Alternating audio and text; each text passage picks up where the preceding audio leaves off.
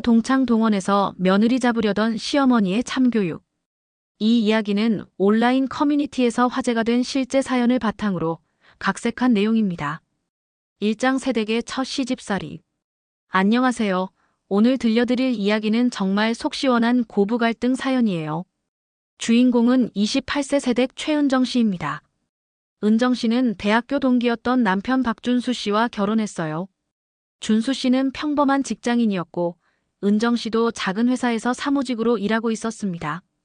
두 사람의 결혼식은 정말 아름다웠어요. 친구들과 가족들의 축복 속에서 새로운 인생을 시작했죠. 하지만 문제는 시어머니였습니다. 준수 씨 어머니인 박영자 씨는 전형적인 9세대 시어머니였어요. 며느리는 시집와서 3년은 눈치껏 살아야 해.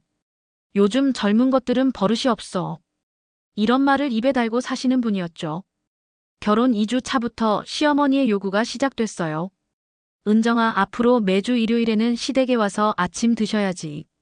네, 매주요? 은정 씨는 당황했어요. 시댁까지는 차로 20분 거리였거든요. 신혼부부가 주말에 좀 쉬면 안 될까요? 뭔 소리야? 시댁 음식이 그렇게 싫어? 첫 대화부터 삐걱거렸습니다. 2장 매주 일요일에 고역. 처음에는 그냥 가서 아침만 먹으면 되는 줄 알았어요. 하지만 첫 일요일, 시댁에 도착하니 충격적인 일이 벌어졌습니다. 오전 8시에 도착했는데 밥상은 차려져 있지 않았어요. 냉장고에는 재료만 있고 은정 씨더러 요리를 하라는 거였어요. 오늘은 미역국하고 생선구이 해줘. 재료는 다 있으니까. 어머님, 저 요리 잘 못하는데요. 못한다고? 그럼 언제 배울 거야? 결혼했으면 당연히 할 줄 알아야지. 은정 씨는 어쩔 수 없이 부엌에 서서 요리를 시작했어요. 그런데 시어머니는 옆에서 계속 지적만 하시는 거예요. 간이 왜 이렇게 짜? 생선은 왜 이렇게 태웠어? 미역국 끓이는 법도 몰라. 참나. 은정 씨는 새댁이니까 참고 참았습니다. 하지만 마음속으로는 정말 힘들었어요. 3주 동안 이런 일이 계속됐어요. 매주 일요일마다 시댁에 가서 요리하고 잔소리 듣고. 은정 씨는 남편에게 불만을 토로했어요. 여보, 이거 좀 이상한 것 같은데. 뭐가 이상해? 매주 가서 요리까지 하는 게 맞나?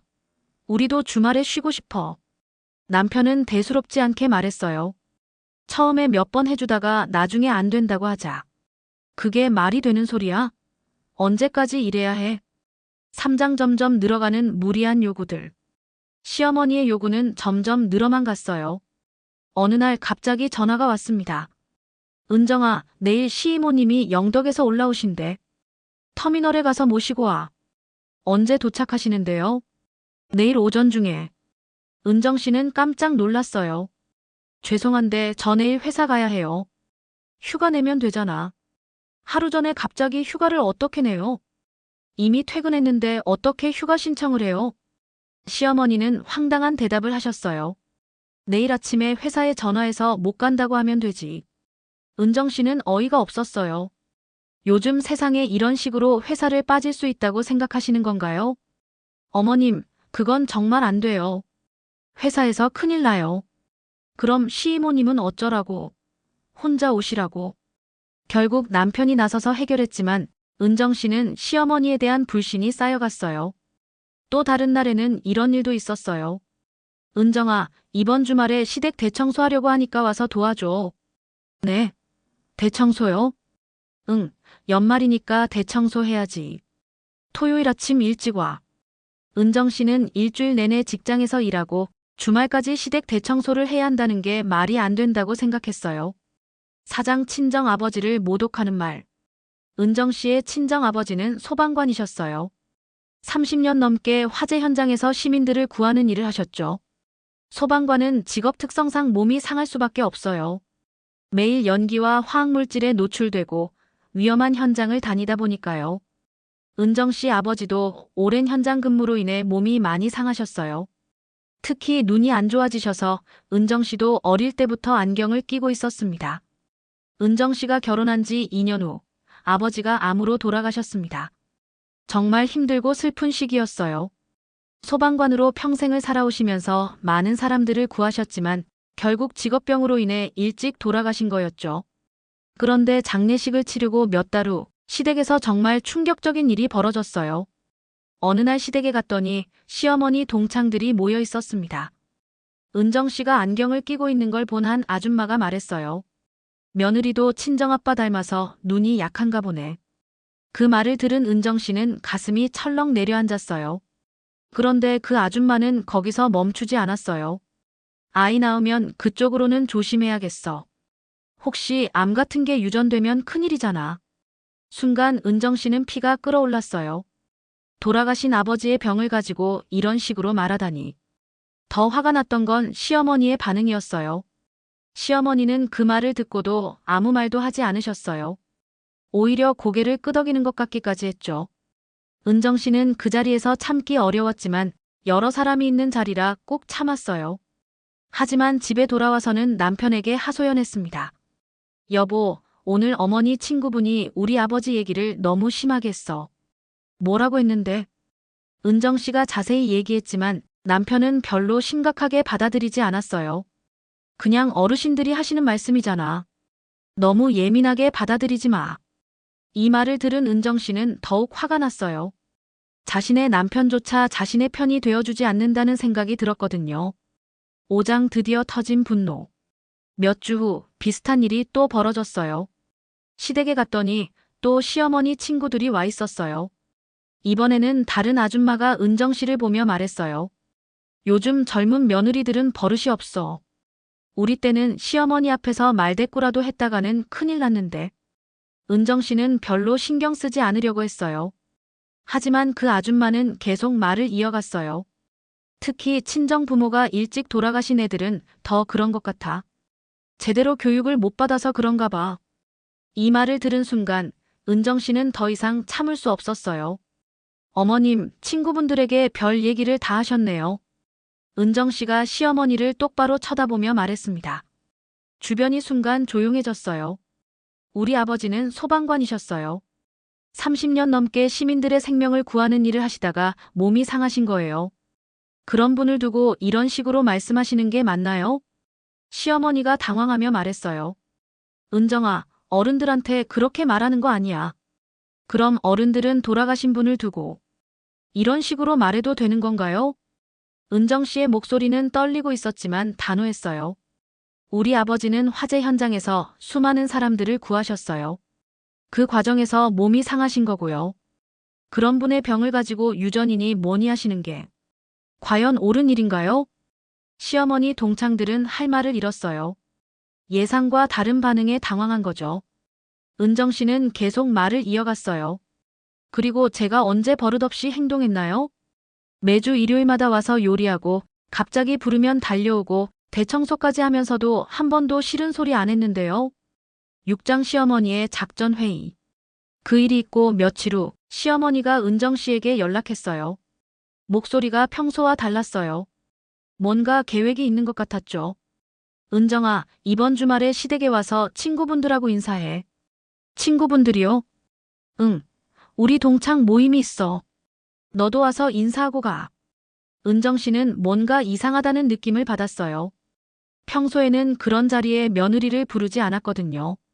하지만 거절할 이유도 없었고 오히려 당당하게 나가서 자신의 입장을 밝히고 싶었어요. 알겠습니다. 가겠습니다. 남편은 걱정했어요. 괜찮겠어? 어머니가 뭔가 계획이 있는 것 같은데. 상관없어. 나도 할 말이 있거든. 사실 은정 씨는 이미 시어머니의 의도를 파악하고 있었어요. 지난번에 친구들 앞에서 망신을 당했으니 이번에는 단체로 혼내주려는 거였죠.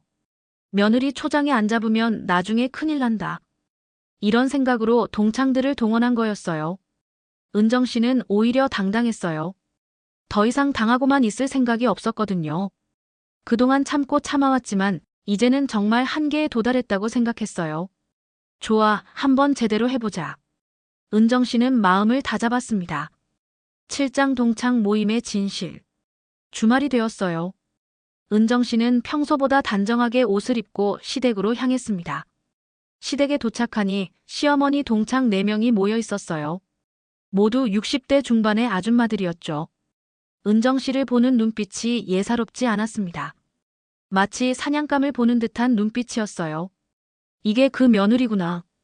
요즘 젊은 것들은 정말 버릇이 없어. 시어머니가 일부러 은정 씨 앞에서 말했어요. 요즘 며느리들은 시어머니한테 대들기도 해. 우리 때와는 완전히 달라. 동창들이 맞장구를 쳤어요. 그러게 말이야. 예전에는 그런 게 어디 있었어. 시집와서 첫 3년이 중요한데. 며느리가 어른들한테 목소리 높이는 건 정말 안 되지. 우리 때는 그랬다가는 쫓겨났어. 은정 씨는 조용히 앉아서 차를 마시며 들었어요. 속으로는 화가 났지만 차분하게 대응하기로 했어요. 시어머니가 본격적으로 공격을 시작했어요. 은정이는 맞벌이를 해서 그런지 집안일에 소홀해. 남편 속옷도 제대로 안 챙겨주고. 아이고, 그럼 안 되지. 남편이 제일 중요한 건데. 그리고 시댁에 와서도 불편한 티를 내. 어른들이 뭐라고 하면 왜냐고 묻고. 동창 중 한 명이 직접적으로 공격하기 시작했어요. 며느리가 어른들 앞에서 불편한 티를 내면 안 되지.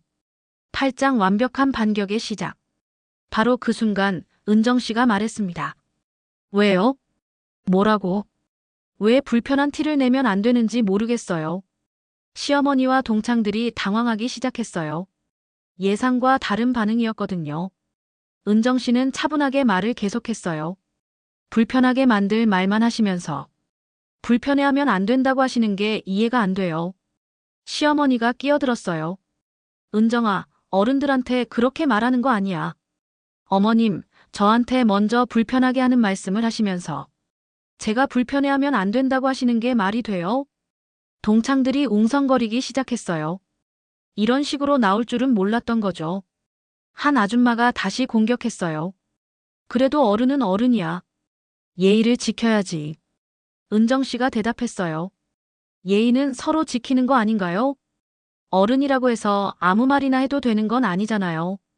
요즘 젊은 것들은 정말 제가 뭘 잘못했는지 구체적으로 말씀해 주세요. 매주 일요일마다 와서 요리하고 갑자기 부르면 달려오고 청소까지 하면서도 싫은 소리 안 했는데 어디가 잘못된 건지 모르겠어요. 시어머니가 말했어요. 그건 며느리가 당연히 해야 할 일이야. 그럼 저한테 고마워하실 필요도 없는 거네요. 당연한 일이니까요. 해시태그 구장사이다 발언의 클라이맥스. 은정 씨는 이제 본격적으로 할 말을 시작했어요. 아마 어머님 말씀만 들으셔서 저를 세상에서 가장 싸가지 없는 며느리로 알고 계셨을 텐데요. 시어머니와 동창들이 할 말을 잃었어요. 정확히 의도를 간파당한 거였거든요. 단체로 한번 혼내보시겠다고 부르신 것도 있을 거고 진짜 싸가지 없는 건지 확인해 보시려고 부르신 것도 있을 것 같아요. 동창들이 서로 눈치를 보기 시작했어요. 완전히 들통이 난 거였죠. 은정 씨는 침착하게 말을 이어갔어요. 결론부터 말씀드리면 저를 혼내주기로 부르셨다면 실패하셨고 싸가지 없는 건지 확인하시려고 부르셨다면 성공하셨네요. 시어머니가 화를 내기 시작했어요. 이 애가 지금 뭐 하는 거야? 저는 사실을 말씀드리는 거예요. 어머님께서 저에 대해 어떻게 생각하시는지, 친구분들께 어떤 말씀을 하셨는지 다 알겠거든요. 은정 씨는 일어서며 마지막 폭탄을 터뜨렸어요. 그리고 앞으로는 며칠 전에 미리 연락해서 약속 잡아주세요. 뭐라고? 저도 제 집에 주말 아침부터 누가 갑자기 들이닥치는 거 귀찮거든요. 오고 싶으시면 미리 약속 잡으시고요. 시어머니가 벌떡 일어났어요. 이 애가 정말. 은정 씨는 당당하게 말했어요. 어머님도 갑자기 누가 집에 와서 요리하라, 청소하라, 이것저것 시키면 기분 좋으시겠어요? 해시태그 10장 완벽한 마무리와 결과. 은정 씨는 가방을 들고 현관으로 향했어요. 그럼 저는 이만 가볼게요. 다음에는 미리 연락 주시고요. 시어머니가 뒤따라 나오며 소리쳤어요. 야, 너 지금 어디 가는 거야? 집에 가는 거예요. 할 말은 다 했으니까요. 당장 들어와서 사과해. 은정 씨는 뒤돌아보며 말했어요. 제가 뭘 잘못해서 사과를 해야 하나요? 사과할 일이 있다면 어머님이 먼저 하셔야 하는 거 아닌가요? 그러고는 당당하게 집을 나왔습니다. 시어머니 동창들은 어이없어하며 중얼거렸어요. 요즘 젊은 것들은 정말 우리 때는 상상도 못할 일이야. 하지만 속으로는 은정 씨의 말이 틀리지 않다고 생각하는 사람도 있었어요. 며칠 후 남편한테서 연락이 왔어요. 어머니가 화가 많이 나셨어. 당연하지. 계획이 완전히 실패했으니까. 그래도 좀 사과를. 내가 뭘 잘못했는데? 사실만 말했는데. 결국 남편도 은정 씨 편을 들 수밖에 없었어요. 객관적으로 봐도 시어머니가 너무 심했거든요. 그 이후로 시어머니는 은정 씨한테 함부로 대하지 못했어요. 동창들 앞에서 완전히 망신을 당했거든요. 매주 일요일 요리도 없어졌고 갑작스러운 호출도 줄어들었어요. 무엇보다 시어머니가 은정 씨를 대하는 태도가 달라졌어요. 예전처럼 함부로 대하지 못하게 된 거죠. 마무리 진정한 승리의 의미. 몇 년이 지난 지금 은정 씨와 시어머니의 관계는 많이 개선됐어요. 서로를 존중하는 관계가 된 거죠. 물론 완전히 친해진 건 아니지만 최소한 서로를 인정하는 사이가 됐습니다. 은정 씨는 이렇게 말했어요. 시어머니가 무리한 요구를 할 때마다 저는 항상 왜요? 라고 물어봤어요. 이해할 수 없는 일을 왜 해야 하는지 모르겠거든요. 처음에는 새댁이니까 참아야 한다고 생각했어요. 하지만 참기만 한다고 해서 관계가 좋아지는 건 아니더라고요. 오히려 당당하게 제 입장을 말하고 나서야 서로를 존중하는 관계가 됐어요. 은정 씨의 남편도 이제는 아내 편을 확실히 들어요.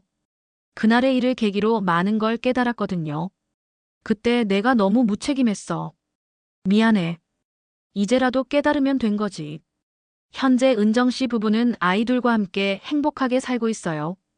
시어머니와도 적당한 거리를 유지하며 좋은 관계를 이어가고 있습니다. 정말 통쾌한 사이다 스토리였습니다. 때로는 당당하게 맞서는 것이 더 좋은 결과를 가져다 주는 것 같아요. 여러분도 비슷한 경험이 있으시다면 댓글로 공유해 주세요. 마이너스. 이 이야기는 실제 사연을 바탕으로 각색한 내용으로 건전한 가족관계와 소통의 중요성을 다루기 위해 재구성했습니다.